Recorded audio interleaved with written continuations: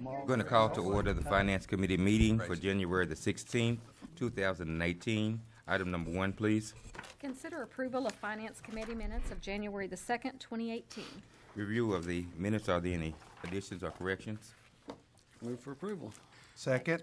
I have a motion and a second to approve the minutes. Any discussion? Roll call, please. Deputy Mayor James Scully. Yes. Janie Boydston. Yes. Patrick Kale. Yes. Johnson.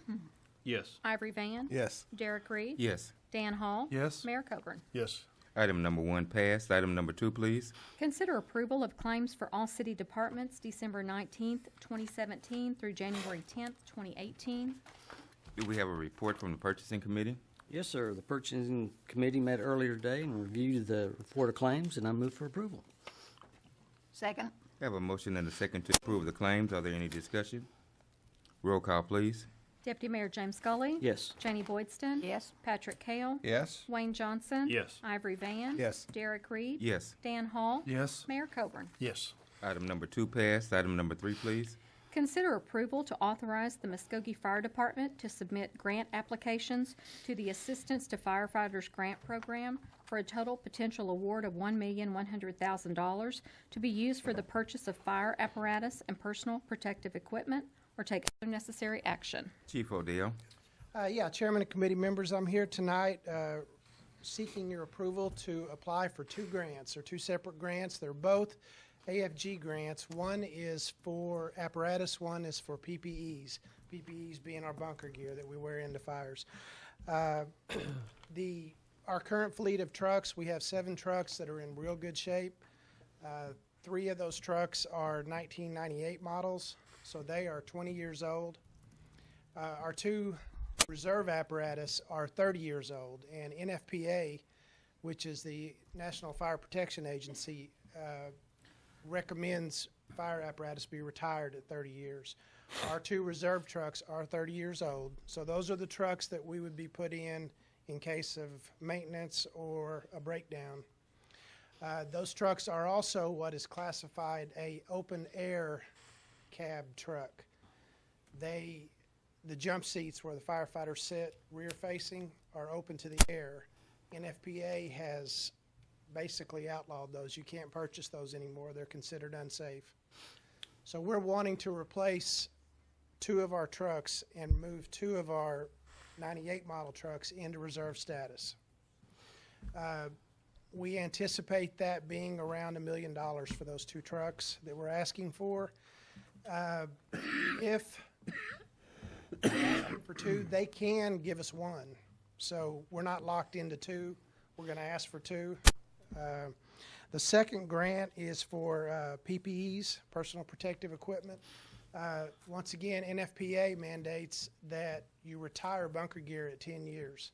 We've got firemen that are wearing bunker gear that is right at 10 years old. So we're needing to start replacing bunker gear. This is a good opportunity to get some funds to do that.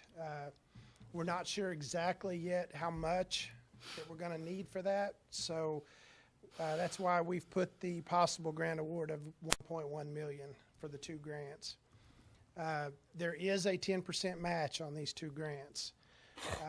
So if we were to get the $1.1 million, we would have to come up with $101,000 that we would take out of our dedicated sales tax for fire equipment and capital improvement, or our county sales tax money. But we have identified where we can get the funds. So I'm here tonight seeking your approval to apply for those 2. I recommend approval and would be happy to answer any questions. What would be the timeline that we would know about this grant? They have to be submitted, and we're ready to submit. All we've got to do is put the numbers in. They have to be submitted February 2nd, and the grant cycle closes in October. Okay. So we would know by October. This is the same grant that we got for the training equipment that we just finished that. So, and once we get if we are awarded, then we would go through the city's bid process to purchase those. Appreciate your work. Move for approval. Second. We have a motion and a second to approve this item. Any additional questions for the chief? I would like to tell Chief that, gee, every time I see one of the trucks out, It looks spit shine brand new to me. Well, they do a good job of taking care of it. They do a great job. We do have two that are brand new. Our ladder truck and engine 3 are brand new. But You've taken good care of your older trucks. Yeah, they're in good shape. They are. It's the reserve trucks we're concerned about. So Are they, do you give them to some of the smaller fire outfits to use, to volunteer fire departments or something? the city has sold trucks to, I think, for a very low amount. I don't remember the city giving the trucks away. We would have to look into our 2 reserve trucks being open air cab trucks. I don't know that they can even be sold for firefighting. If they didn't have anything, it looks like that'd be a step up to me. I agree. I agree.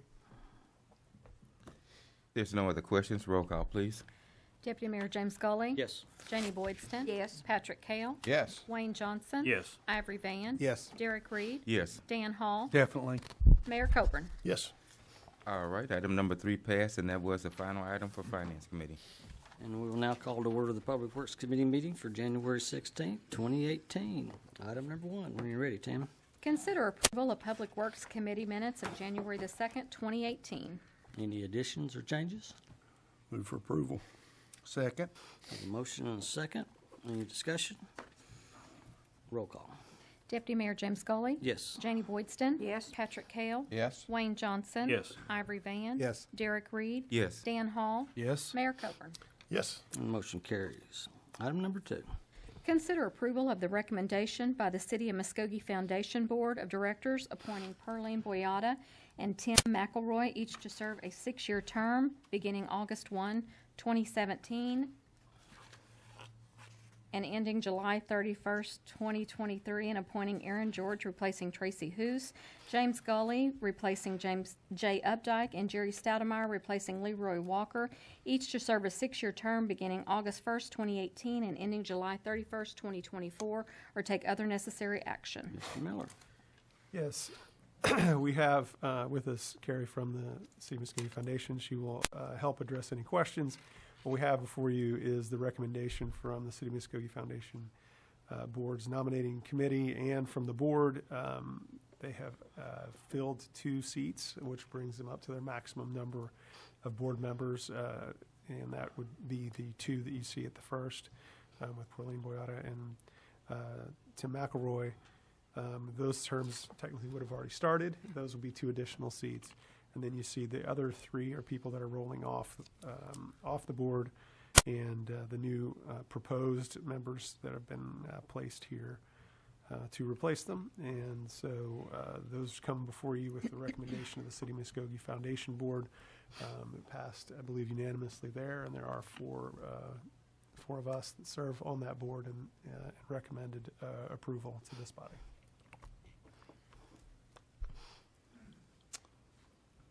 Move for approval. Second. I have a motion and a second. Any discussion? Roll call. Deputy Mayor James Scully. Yes. Janie Boydston. Yes. Patrick Hale. Yes. Wayne Johnson. Yes. Ivory Van. Yes. Derek Reed. Yes. Dan Hall. Yes. Mayor Coburn. Yes. And motion carries. Item number 3. Consider approval of Resolution 2711 concerning bridge inspection responsibility by the City of Muskogee for compliance with National Bridge Inspection Standards, or take other necessary action. Mr. Riley. Yes, this is a requirement of ODOT that we have a bridge inspector to inspect our bridges yearly. It's a 2-year contract, and it's paid for fully with federal funds. So we have selected Infrastructure Engineers, which is the one that we've used for the last 2 years, and we've been very pleased with their work, and we recommend approval. Any questions? Move the approval. Second. A motion and a second. Any other thoughts? Roll call. Deputy Mayor James Scully. Yes. Janie Boydston. Yes. Patrick Hale. Yes. Wayne Johnson. Yes. Ivory Van. Yes. Derek Reed. Yes. Dan Hall. Yes. Mayor Coburn. Yes. And motion carries. Item number 4. Consider approval of a 1-year renewal of the traffic signal maintenance contract as negotiated with Signal Tech, Inc., including but not limited to the repair, installation, maintenance, and 24-hour call for traffic signals as recommended by staff, or take any other necessary action. Mr. Riley. Yes, this is a contract we've had since 2014, which is for traffic signal. They help us with the maintenance of our signals, do yearly checks on everyone, and list all the issues and correct minor issues. The biggest change in the contract, the updated contract that we're doing now, they've increased the price from $25 to $30 per month per signal, and then we've also added a price list so that if we want them to install some bigger items like bulbs and things that we can direct them to do that so that those can get done on this contract. And we recommend approval. Very good. Is there any reason that we're doing this one? It's kind of an odd time of year to be signing contracts. Usually it seems like we do them in our fiscal year. Is this just whenever we started this contract with these guys about, 3-4 years ago? Yeah, this one, we've just continued it month to month, and it's just, we've been working on it since I've got here, trying to get it the way we want it to update it. Okay. Just curious about the timing. Any other questions or discussion? Move for approval. Second. Have a motion and a second. Any other discussion? Roll call. Deputy Mayor James Scully. Yes. Janie Boydston. Yes. Patrick Kale. Yes. Wayne Johnson. Yes. Ivory Van. Yes. Derek Reed. Yes. Dan Hall. Yes. Mayor Coburn. Yes. Motion carries. Item number 5. Consider approval of awarding the Muskogee-Davis Regional Airport Terminal Apron Hard Stand Construction Project in the bid to Ross Construction in the amount of $79,500, subject to approval of the Airport Board and finalization of the Oklahoma Aeronautics Commission grant funding, or take other necessary action. Mr. Stewart. Yes, Chairman and Committee, this is a project that Drew has been working on with Dale Williams from the OAC. I would like to point out, as was just mentioned, that this has not been approved by the Airport Board yet. The Airport Board meets tomorrow. That's why we're trying to get this passed contingent upon the Airport Board's approval. Then it does need to go to the OAC for that final grant submission and approval there. Drew will go over the bids in the project, and we'll answer any questions. Good evening, Mayor and Council.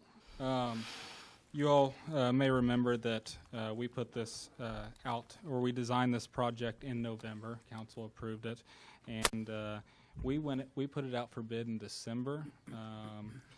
We opened the bids January 4th and received 8 bid proposals. They range from $79,500 at the low end to $165,006 at the high end.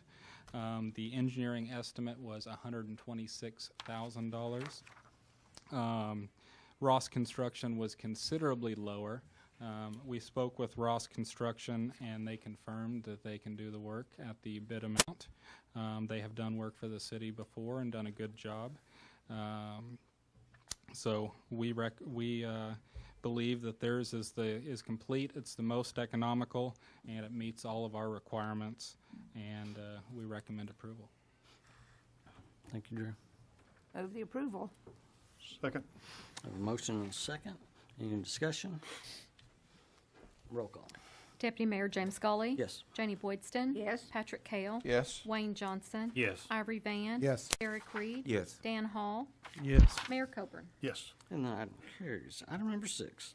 Consider approval of a preliminary and final plat of Sooner Addition consisting of one lot on 2.83 acres located on the north side of Harris Road, east of Country Club Road, or take other necessary action. Mr. Garvin. Mr. Chairman, members of the committee, we received a call from the applicant on this item this morning prior to our planning commission hearing this request. He's wanting to make some changes to his preliminary and final plat. In order to do that, he's got to start the process over. So he's withdrawing this request, and once he makes changes, we'll send it back through. So no action required. Very good. Item number 7. Receive presentation of the year-to-date progress on the implementation of the City of Muskogee Safety Plan and provide necessary direction to staff. Mr. Tucker. Mr. Chairman, members of the committee, approximately 15 months ago, at my request, the city manager put the Workplace Safety Division under the City Attorney's Office. In December of 2016, very shortly thereafter, Safety Manager Dakota Jones and our office began to work on a workplace safety plan. That plan was presented to the council and was ultimately approved, and so that is the document that we have been working under. So we did a mid-year report to you all showing a positive progress, and so this is our end-of-year report. So we wanted to address with you some of the things that we've done through this report and some of the successes that we've had, and I hope you'll be very pleased with that. But before we go any further, I'd like to turn the floor over to Dakota Jones, our safety manager, for a presentation on the year-end safety report. Dakota. Thank you, Mr. Tucker. Good evening, Chairman and committee members. 2017 flew by. I know it did. It seemed like it did to me, at least. What we did in December 2016 was announce our safety plan and put together some promises for us. The first was to create a safety committee, and that would be all departments together talking about safety, coming together on our issues and deciding things. Monthly safety trainings, and this could be compliance-based trainings or others based on injuries we may have had or accidents. Next to be improving our safety culture. That's kind of a loose one, but it includes a lot of different things together, working together, talking about safety every day, and ensuring that we think that safety first. So lowering our workers' compensation costs was our goal, and we'll talk about that a little bit later. So accomplishments of the safety committee, we designed a logo. It's kind of hard to see there, but it says from action to attitude, and it has safety in the middle. It's a nice little logo that can go on t-shirts, hats, which are very well received. We're going to do that again this year, maybe add some other items. We reviewed some policies and updated them. Old safety policies like our restricted work policy, which was called the light duty policy. We had to make it meet the Oklahoma workers' compensation laws and update some info on the hospitals. Distracted driving policy was looked at as well to make sure it meets state and federal laws. Our PPE and safety gear policies were looked at, and we investigated every single employee injury we had last year. Didn't matter if it was a paper cut, as long as somebody wrote a report on it, we investigated it. And it went from a little discussion to let's make some things change and try to prevent that next accident. I think we improved interdepartmental communication, which I know is very important in the city to make sure our departments work together and aren't at each other's throats. I think that was a really good thing to have in safety, and people were excited to revolve members this year and add new employees. And one thing I don't do is put all executives on it. I like to have employees, especially field employees, in there so they understand what we're aiming to do, and they're on the same page as us. So, of course, in safety, you have to have training. We aimed for one training every month, and we definitely exceeded that. Some of these trainings were for all employees and are compliance-based through OSHA or PIOSH, which is the state level of OSHA. Some of them were just awareness. So you might go from back safety to ladder safety, heat stress, and then first aid, CPR, fire extinguishers. These were not all me. I had some hired, like the defensive driving training, which was very well received also. We're going to do that again this year. I received my certification to instruct first aid CPR, and we actually instructed and certified over 30 people in the city to be first aid CPR trained. And got my OSHA 30-hour to better these trainings as well. So here's a few pictures. Like I said, they're kind of dark, but that's from first aid training. You might recognize Drew in that one. We did one of those with about 10 to 15 people per training. The defensive driving course was out there at Davis Field. It was a perfect place for it. They're really excited to come back and do it again and even invite other counties and cities nearby to come out. Bloodborne pathogens training there. And those, as you can tell, are facilities employees and some custodian employees. What I try to do with trainings is make sure that they meet the department's needs, and it's not just a basic training that doesn't apply to everybody. Fire extinguisher training was done by our fire department. Thank you for that. Now, engaging employees to me is the most important thing in safety. They have to be able to come talk to me or their supervisors about safety without feeling like they shouldn't bring it up. So worksite visits are really important to me. I go out and actually see the work. I talk to the employees. I see what they really need, what they go through. Like these employees here are working in a hole at Georgia Pacific, fixing a water meter. So when they go down there, they actually are in a confined space technically. So they have to follow certain rules like having fall protection on them, having gas meters inside. So if there's any kind of gases in, they aren't going to suffocate.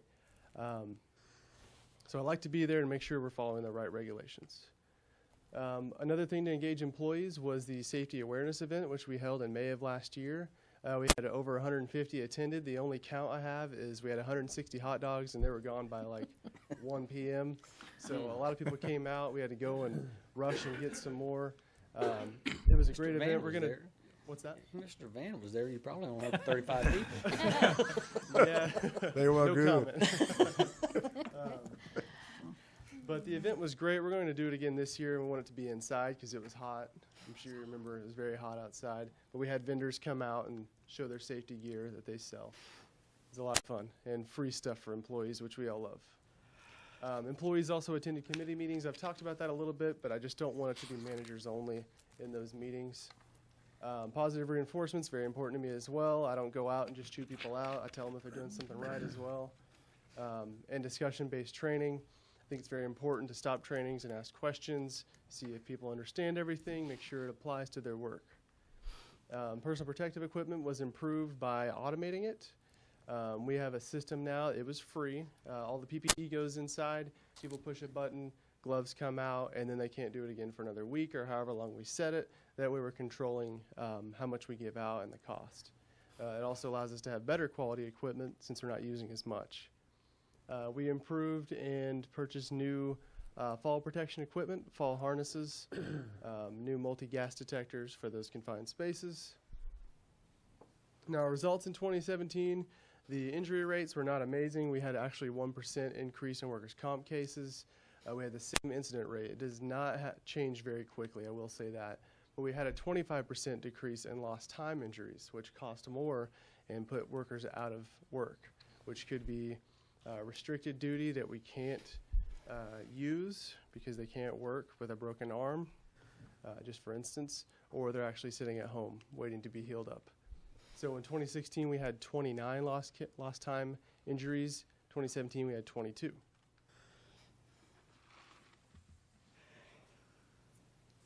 So our goals for 2018 are to be like our employee here who's using shoring in a hole that was dug that was about 8 or 9 feet deep. They called me themselves and said, we need protection in here.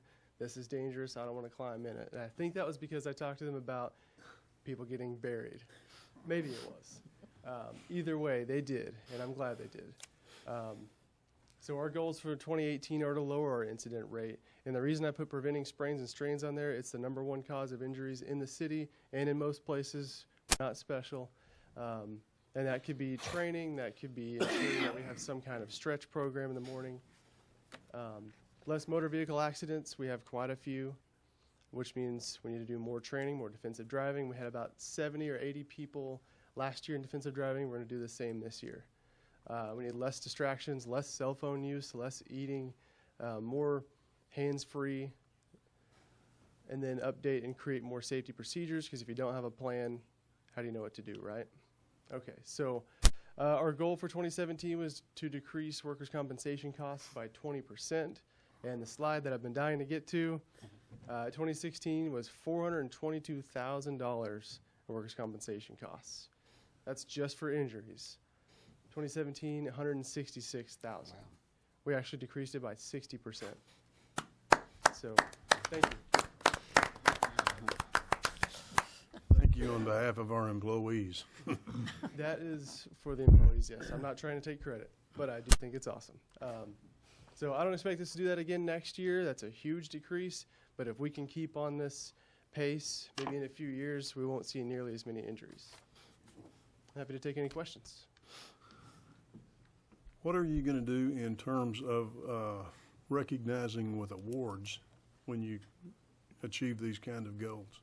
It's a good question. Do you have a budget for that to happen? Well, we've discussed this before, at least Mr. Tucker and I, about OSHA's recommendations against monetary awards. I think Ivory asked about that about a year ago, too. And the thing is, when you award someone for not having an injury, a lot of people think, oh, well, I'm not going to report this twisted ankle, turned wrist, so they get their monetary award. So it's kind of hard to decide. But I think we should have at least some kind of physical award, maybe a trophy, something like that for no injuries. But we can definitely look into it further. I've seen some awfully nice awards given that Carhartt makes. And other companies that would Coats be and awfully things nice to have. So many days with no accidents on them, and yeah. Any other questions? Dakota, I'd like just to really say thank you, and thank you, Mr. Tucker.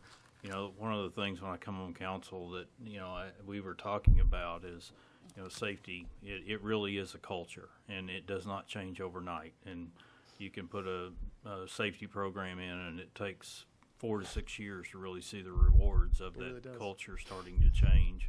And really appreciate what you're doing, and through the guidance of, because it being under, you know, the attorney's office, I think it can really make a change of starting a culture of change. And appreciate the leadership there and what's taking place. And I really appreciate the employees of the city of Muskogee working together as a team, and understanding that's how we change the culture as a team. And because if we all work safely, we all go home and we keep all our digits and all our I's, and we go home to what's really, really important. And in the end, we can save money. You know, one thing that can be a positive reinforcement, because, you know, one thing that has come out, we all done safety awards, and then we realized that there was some real negatives of that. But everybody responds to food, you know, and that's and that's one thing that can help and can build a team environment too. You know, is you know, bring in food for some of those teams that have not had any accidents in a period of time, and that's what a lot of the construction companies are doing for you know, for those that have not had accidents in a workplace, and it's not seen as a negative cultural type deal. And that may just be an idea, but thank you so much for your leadership and what's been accomplished. I think we'll see the rewards a bunch in the next 4 to 6 years. Well, thank you, sir. I appreciate that. When did And we the have this suggestions. conversation in Enid about how to develop this kind of culture? 5 Yeah. years ago? Yeah, I think it was about 5 years ago, and it takes a while to get everything, the right people in place. And I know there's been a lot of changes, and we've been through different things, but it's here now.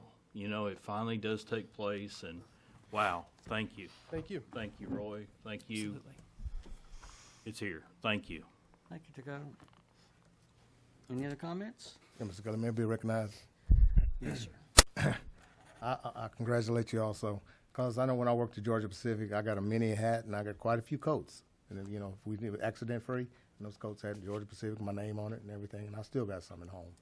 So that may be a good idea for the employees. I'm pretty sure, you know, that way it's something that'll lasting, because if you get, it's always going to be cold.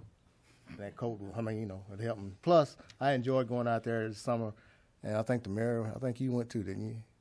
Yeah, we was eating them hot dogs together. I don't know if Mr. Gully was, but there were some good hot dogs. You know. All right, all right. You remember, just one more quick comment. You remember regarding going to GP on a plant tour one time? You couldn't look left, right, in front of you, behind you, that you didn't see something that brought your awareness to safety. It was everywhere. Cool. Yeah, well, turn the floor back over to Mr. Gully. Thank you. Any other comments? Very good. Now, I've got one citizen wishing to address this committee, Max Boyston. As Max is coming to the microphone, I just want to remind anybody that's in the audience or watching us on TV, under Oklahoma law, the committee members are prohibited from discussing or taking any action on items not on today's agenda. So, Max, we can't engage in any conversation with you. If you can, name and address, please, sir, for the record. I would like to ask for 5 minutes instead of 3. I don't think I'll need all of that, but that way I won't feel like I have to read this thing real fast. And do I have a motion to approve that? I'd like to make a motion to approve that. Second. Got a motion second. Any discussion? Roll call. Deputy Mayor James Scully? Yes. Janie Boydston? Yes. Patrick Kale? Yes. Wayne Johnson? Yes. Ivory Van? Yes. Derek Reed? Yes. Dan Hall? Yes. Mayor Coburn? Yes. There you go, Max. Thank you, and thank you, City Council and committee members. The Oklahoma Music Hall of Fame is an organization created by the state of Oklahoma, and Muskogee was designated as the home organization since its inception. Unfortunately, the state of Oklahoma has never really supported us, with the last funding, to my recollection, over 10 years ago. The centennial year, 2007, they gave us enough money to repair the floor and put heat and air in the performance part of the depot. Our state representatives and senators need to do a better job of obtaining funding for this state asset. I would encourage you as our city leaders to strongly suggest better representation in Oklahoma City. This organization has survived on the generosity of our corporate sponsors, our patrons from around the state, our volunteers, the artists and musicians who have played countless benefits, and even some of the inductees themselves. The City of Muskogee has also given us a roof over our head when they renovated and let us start using the depot. The Oklahoma Music Hall of Fame has served this community well. Excuse me. It has hosted countless performances, not the least of which was the 15-plus induction ceremonies and concerts, which brought worldwide stars and nationwide attention to Muskogee, Oklahoma, USA. Speaking of which, thanks, Merle, we will continue to try to pry some money out of the foundation to honor you with a bench. One of the things I learned early on about museums is this: they do not pay for themselves. Let me repeat that. Museums do not pay for themselves. No museum is ever self-sustaining. Other cities have faced this same challenge, and my research has discovered some creative ways to achieve sustainable funding. So, how can we as a city justify supporting the Oklahoma Hall of Fame? The banker in me has to bring tourism angle into the discussion. Tourism is the third largest industry in Oklahoma, and we're not getting our fair share of these imported dollars. How do we increase this? Simple. Provide visitors reasons to visit and stay longer. I firmly believe the Oklahoma Music Hall of Fame has the potential to become the #1 public attraction in Muskogee, even more so than what some like to think of as our crown jewel, Honor Heights Park. And don't get me wrong, I love Honor Heights Park. The banker in me, though, recognizes the potential financial impact is far greater entertaining visitors with music than it is to inviting them to walk around in our parks. This brings me to my request. Please use your influence with the City of Muskogee Foundation Board to help create some ongoing sustainable funding for the Oklahoma Music Hall of Fame. Please don't tell me that times are hard and we can't afford it. At year-end 2010, the foundation had, in round numbers, $100 million in total assets. At year-end 2015, the total assets were reported to be at $141 million. Now let's get back to priorities. According to a quick look at the foundation's website, they've granted the Oklahoma Music Hall of Fame $1.179 million through 2016. They've granted Parks and Rec $4.374 million during that same time frame. That is more than 4 times the amount spent on parks over the Oklahoma Music Hall of Fame. Regarding tourism revenue, I challenge anyone to show me the return on investment is greater with this strategy. To recap, I will ask you to use your influence with the state representatives to get some funding for the Oklahoma Music Hall of Fame from the state of Oklahoma. In addition, please use your influence to redirect the priorities of the City of Muskogee Foundation to 1, growing the assets was not in the original mission, and 2, the city needs to budget for Parks and Rec more carefully and not rely on the foundation so much. I don't want anybody to mistake me. I'm not criticizing our Parks and Rec. Mark and his department has got one of the finest departments of a city this size and even larger cities. The Oklahoma Music Hall of Fame will not die, but it may be reincarnated in another city, and it deserves our support. Thank you very much. Thank you, Max. Seeing that no one else has signed up to speak to this committee, we are adjourned. We will now call to order the special call meeting of the Muskogee City Council. Roll call. Mayor Bob Coburn. Here. Deputy Mayor James Scully. Here. Dan Hall. Here. Marlon Coleman. Janie Boydston. Here. Wayne Johnson. Here. Patrick Hale. Here. Ivory Van. Here. Derek Reed. Here. Item number 1, A, B, and C. Consider an executive session to discuss and take possible action on the following. A, pursuant to Section 307B1, Title 25, Oklahoma statutes, consider convening an executive session to discuss the employment and evaluate the performance of City Manager Mike Miller, and if necessary, take appropriate action in open session. B, pursuant to Section 307B1, Title 25, Oklahoma statutes, consider convening an executive session to discuss the employment and evaluate the performance of City Attorney Roy D. Tucker, and if necessary, take appropriate action in open session.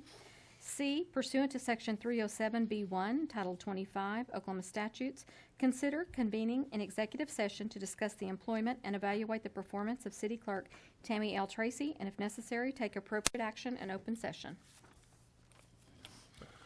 Entertain a motion on items 1A, B, and C.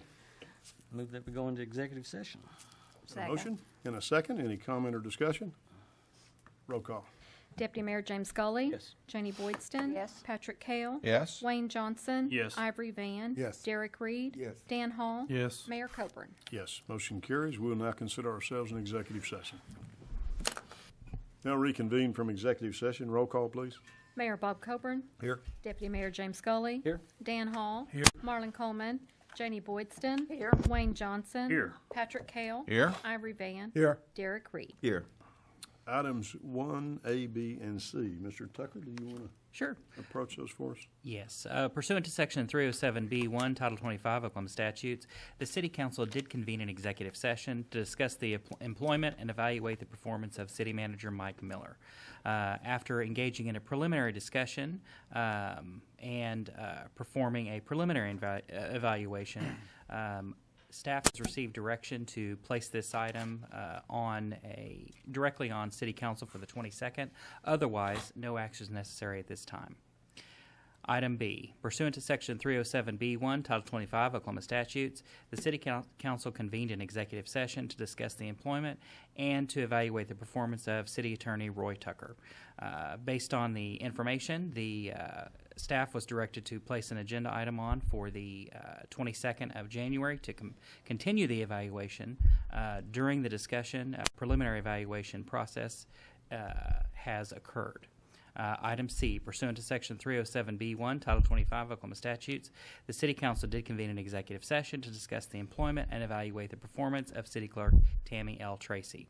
Council did convene an executive session for that purpose to begin the preliminary process for the evaluation of Ms. Tracy. Staff was directed to place an item on for the January 22nd City Council meeting. Otherwise, no action is required. Mayor. Mr. Kale, did you have a comment? Yes, I did. Knowing how humble Councilman Reed is, I'd like to take a moment to embarrass him a little bit. I just would like to tell everybody my thoughts, and I think Councilman Reed has done the most wonderful job heading up Martin Luther King Center. I can't be more proud. I've had the opportunity to drop in throughout the year, here and there, to see the children learning, to see the children being tutored, to see the children's after-school programs, to see certain functions in this room or certain events in that room. Everything managed and run very well. And in particular, it was such a joy this Monday to go down after the parade and to see all the events that were planned, the different games and carnival things for the kids, all the kids having fun, all the people that were there, the excitement, the happiness, the joy. And I wasn't around at the time, but when this city made the decision to build the new center, I personally couldn't have fathomed at that time how well everything would have turned out, how much the center would be used, what a resource it is for the community. I just couldn't have fathomed its operation and leadership and the way the facility's being enjoyed. It's 10 times what I would have ever expected, and I'm very, very proud to have Mr. Reed running that facility, and I'm very, very proud to have him as a council member, and I'm very, very proud to have him as a friend. Thank you. Amen. Thank you, Mr. Reed, and I think everybody sitting here feels exactly the same way. You're doing a fine job. Thank you. Thank you. Mayor, could Yes, we sir. all stand and give Councilman Reed a hand? That's a boy.